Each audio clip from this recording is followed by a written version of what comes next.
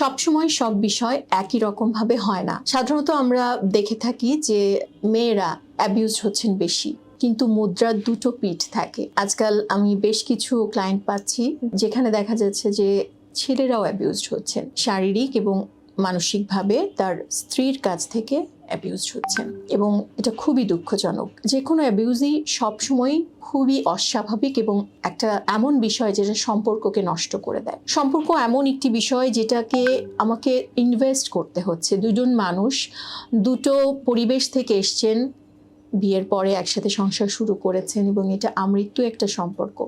যতকাল তারা বেঁচে থাকবেন দুজন একসাথে থাকবেন। তো সেই সম্পর্ককে ঠিক রাখতে, সুস্থ সুন্দর রাখতে আমাদেরকে সম্পর্কে বিনিয়োগ করতে হয়, ইনভেস্ট করতে হয়। কি বিনিয়োগ করতে হয়? আমাদের সম্মান, শ্রদ্ধা, আমাদের কমিউনিকেশন, আমাদের যে কোনো কিছুই এখানে দুজনের দেয়ার বিষয় রয়েছে। আমরা সবসময় মনে করি যে আমরা আগে রাইটস কি, আমরা রাইটস পাবো, তারপরে আমরা রেসপন্সিবিলিটি পালন করব। না, আমরা আসলে আগে আমাদের রেসপন্সিবিলিটিটা পালন করা জরুরি। সম্পর্ককে রিনিউ করতে হয়, নবায়ন করতে হয়। একঘেয়ে একটা বিষয় চলছে টেকেন ফর গ্রান্টেড করে না নেওয়া। বিষয়টা এমন যে আমার হাজবেন্ড, ঠিক আছে, সে তো আমার হাজবেন্ড, আমার দায়িত্ব নিয়েছে, সারা জীবন নিবে, এখানে আমার কিছু ইনভেস্ট করার নেই।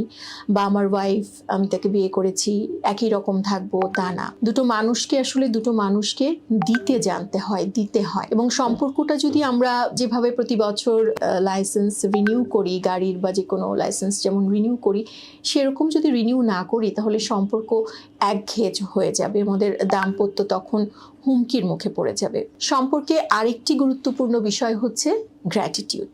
গ্র্যাটিটিউড এমন একটা বিষয় যে আমার প্রতি ক্ষেত্রে প্রতিদিনেই থাকতে হবে।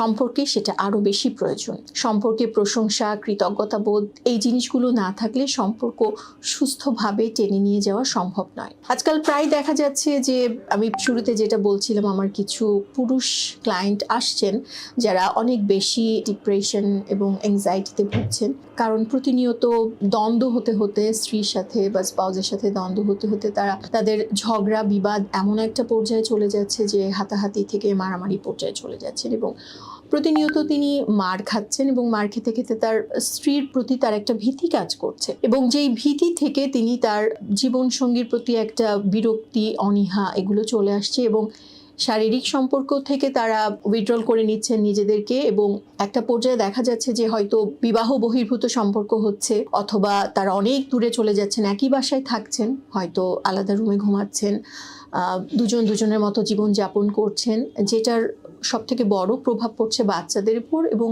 নিজেদের উপর তো বটেই।